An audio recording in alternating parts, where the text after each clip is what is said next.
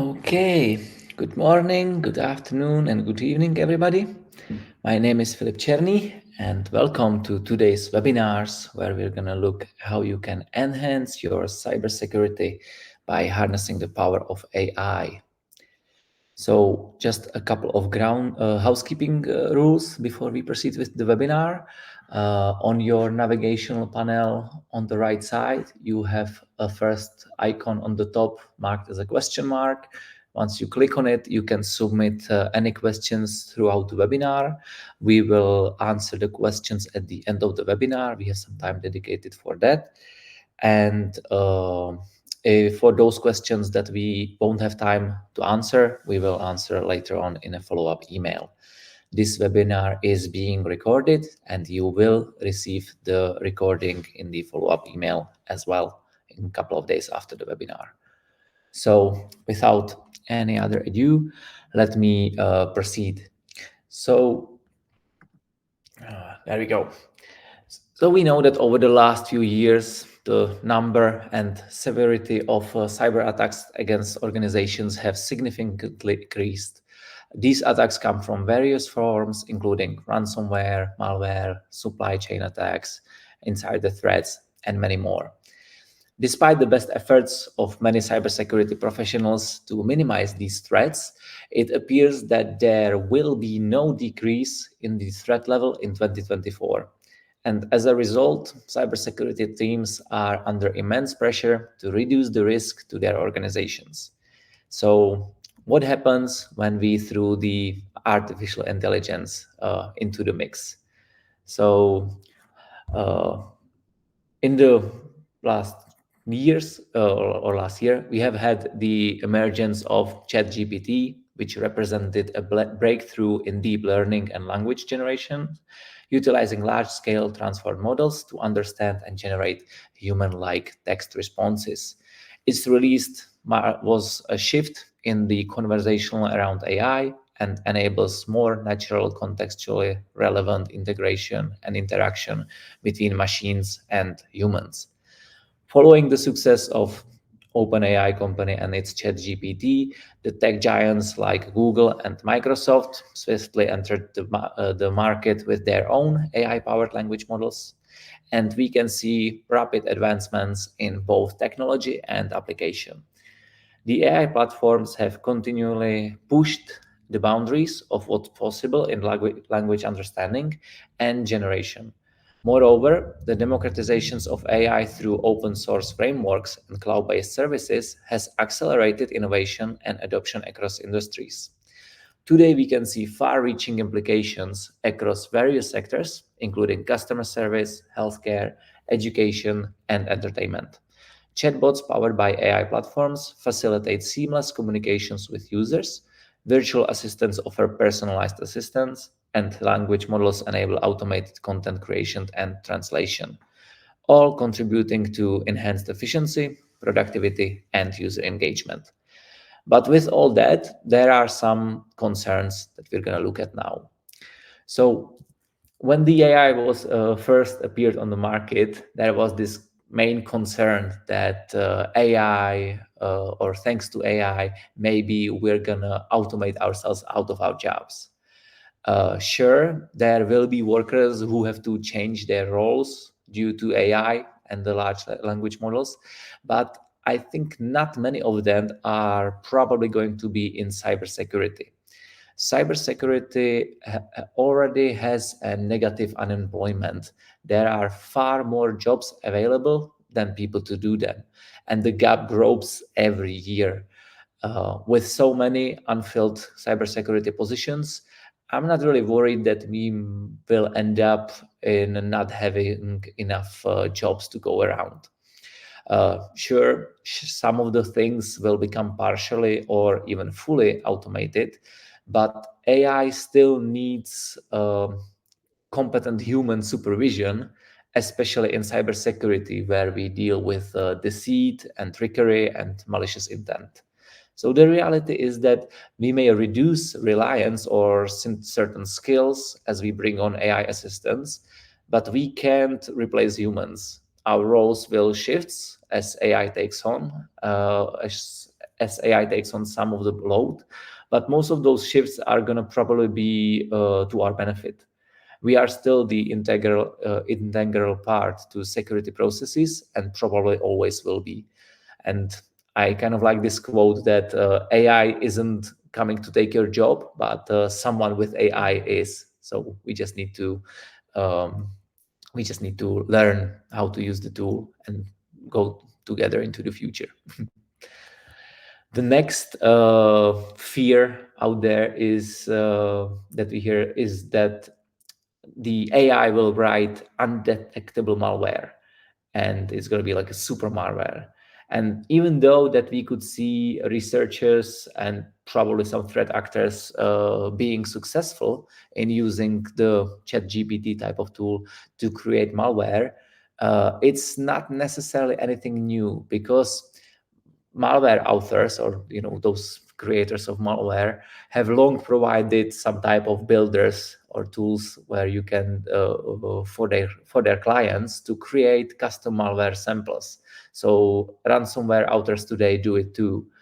So the AI generated samples that we have seen so far were created by experts who were able to give the AI detailed guidance such as avoid certain type of process injection because they are easily detected by common antivirus or common detection and response solutions. And even if those in those cases, the large language model, the ChatGPT, they still needed the advantages of human skills and experience to create the decent type of malware. So it's not really true that AI generated malware is more advanced than the human written version. AI ultimately relies on human experience and skill. I do think that we're going to see an increase in the number of malware samples produced, by maybe not as large.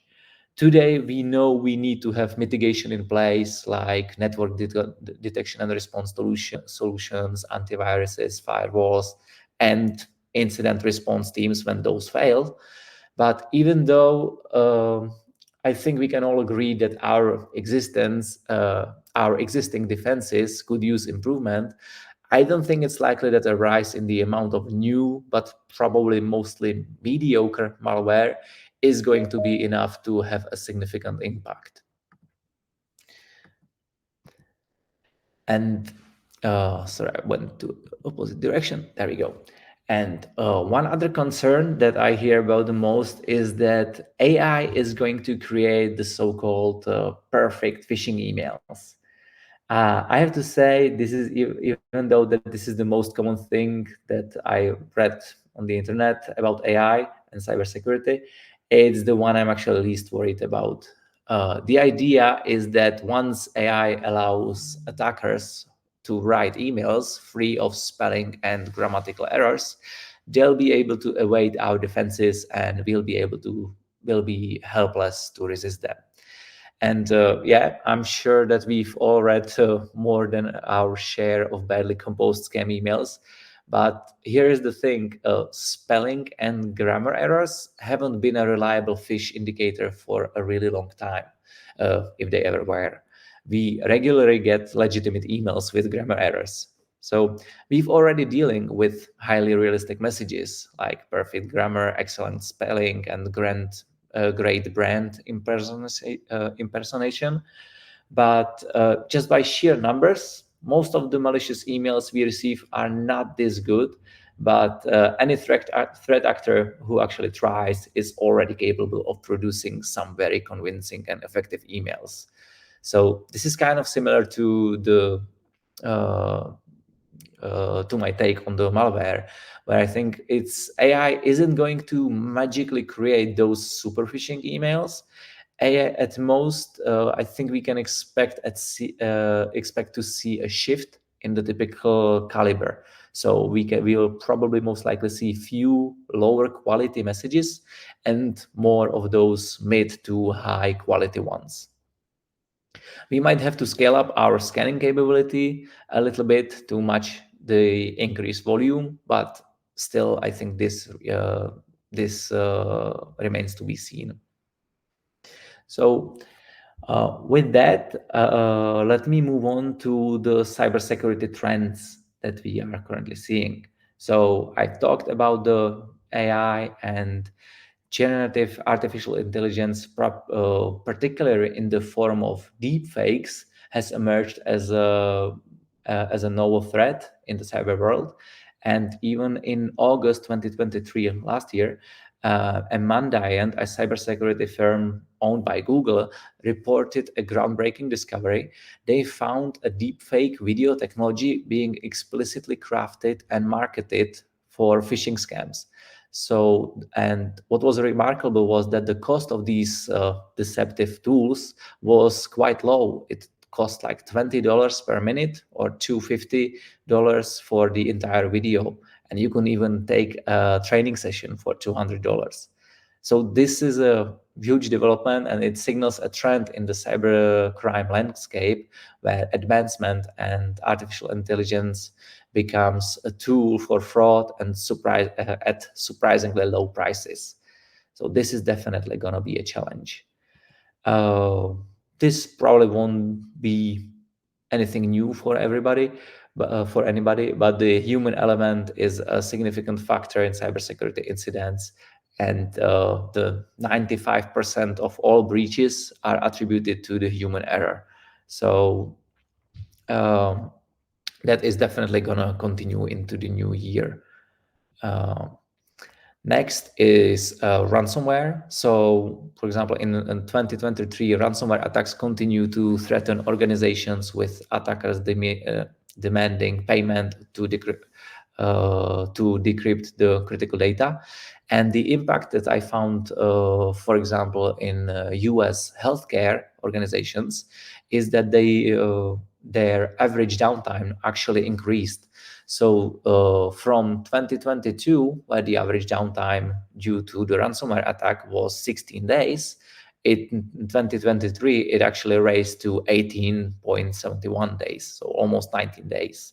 So this trend of there is also a trend of double and triple extortion that has escalated. So techniques combining encryption, data theft, and DDoS attacks are more frequent. So such widespread cyber attack signals a significant challenge for cybersecurity and also for insurance sectors, potentially changing the industry's approach to risk assessment and claim management. Next is challenges with the hybrid work environment. So the remote workers and IT who has limited control over the remote workers and workspaces makes securing devices quite a big challenge. So you can use a public Wi-Fi, especially when you travel. You can increase your exposure to cyber threats when you're connecting your multiple devices, your personal devices, uh, or even if you're traveling to your business trips, for example. And even if you work across borders, there can be some compliance issues with different data privacy laws. So despite these risks, a shift towards hybrid work persists because people just don't want to leave their comfortable homes. They want to stay home and working from home. It's essential for companies to enhance their cybersecurity strategies to navigate the challenging and changing environment. Supply chain attack has surged. There is a kind of staggering statistics that just from the past in 2022, the number of supply chain attacks increased with 633%. So that's a prominent part of cybersecurity threats and trends today. But to end on the positive note, we see quite a positive development in zero trust approach and companies adopting this strategy. It's becoming kind of a rapid standard.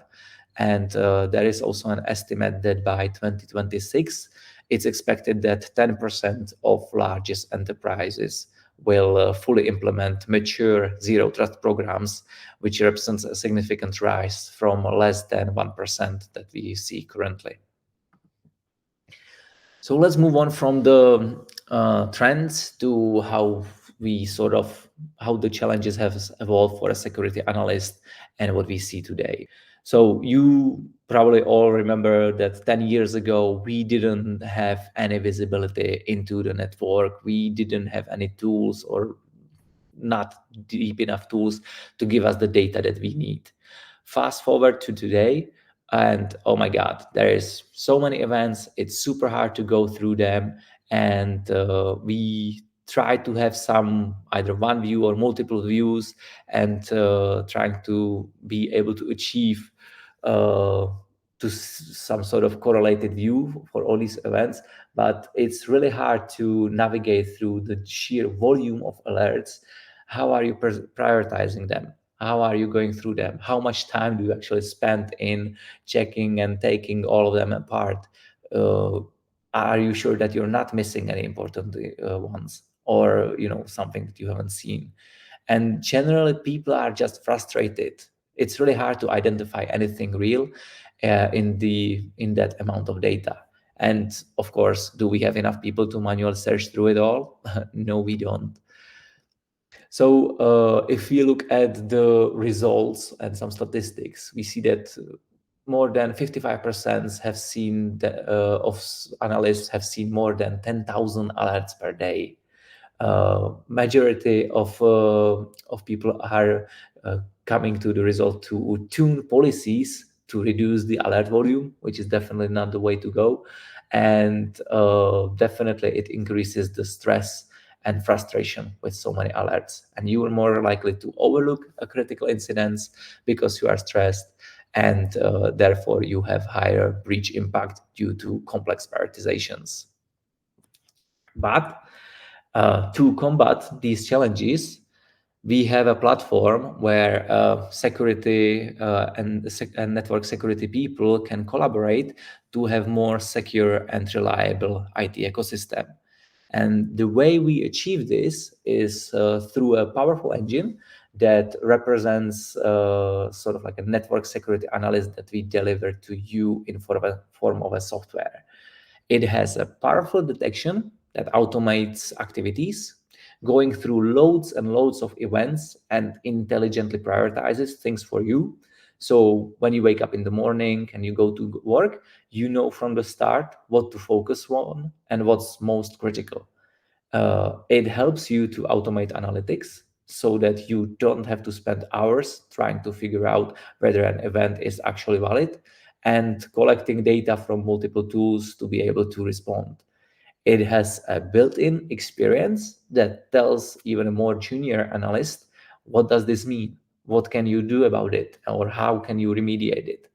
And with that, we supplement loads of capacity that you don't have in your team today to deal with unforeseen circumstances faster, with more precision, and truly reduce the breach impact for attacks in your network. And that solution is our Progress Flowmon tool. And thanks to that Flowmon, you actually can minimize the breach impact because you can monitor the traffic to proactively alert on a compromise at an early stage so that the breach dwell time can be reduced. You can reduce the number of events by connecting the dots between seemingly unrelated events to build a full picture of a security incident and focus on higher priority ones. You can increase your tech staff efficiency because by enabling less experienced team members to conduct complex investigations, you can also gain more confidence in responding to the incidents and have a proof of the origin where the threats are coming from. With noiseless insight and hard evidence on the root cause, severity, damage, and impacting systems, remedial action are much more accurate. And with all that, you can have an equalized protection in your hybrid cloud environment. The whole solution works in on-prem or Google, AWS, or Microsoft Azure cloud. So that's to introduce our solution, but let me move on to an example. So let's look at the data from the IBM report of cost of a data breach. The average time to detect a breach is 56 days, with the average cost way over $4 million. So if we look that with the implementation of an early detection warning systems like Flowmon, you are capable of cutting down the detection from 56 days to 2 hours, basically substantially less time for attackers to move undetectably and gather the data. You have the evidence that you need to do the investigation quickly. So we have faster response time to minimize the lateral movement, and therefore also minimizing the chance that other systems will be infected. So your response capabilities are way more faster, and instead of recovering 5 devices, or sorry, instead of recovering 60 devices, you might end up recovering only 5. So your targeted response is more targeted and also reducing the business impact as a whole.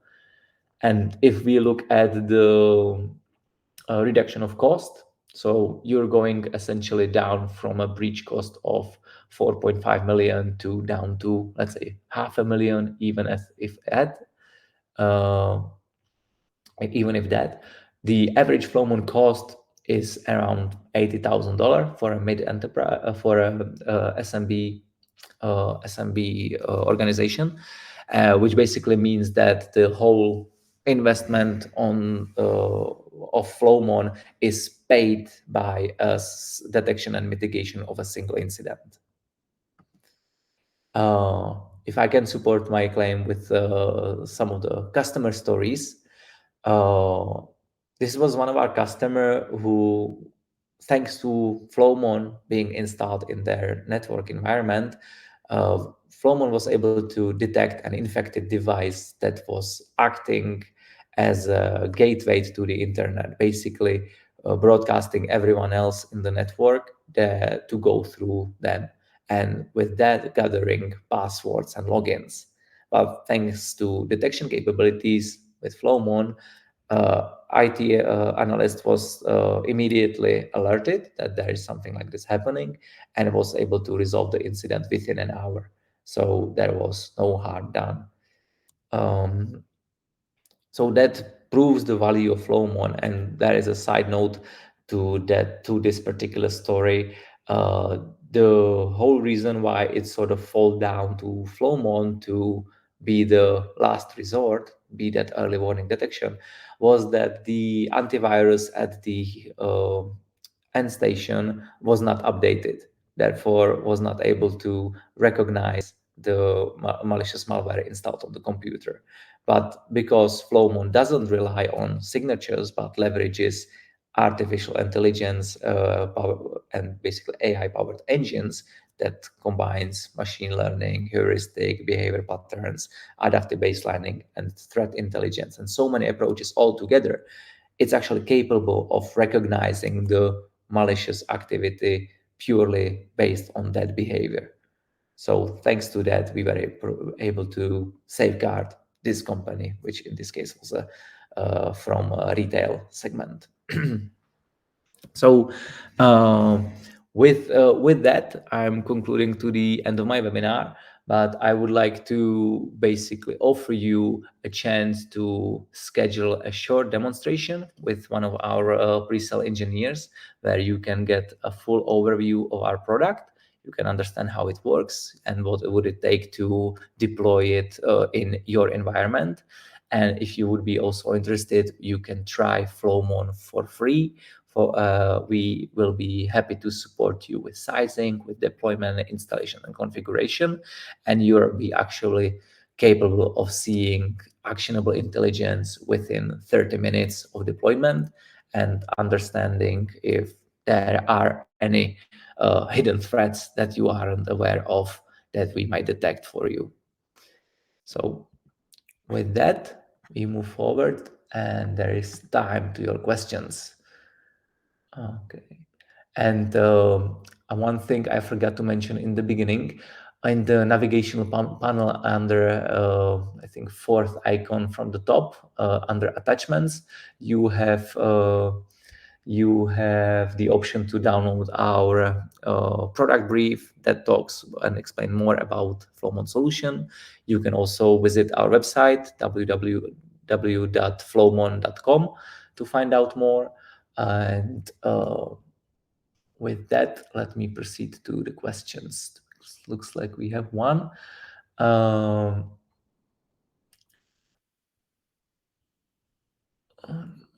and yeah. Can Flowmon work in cloud as well? Yes.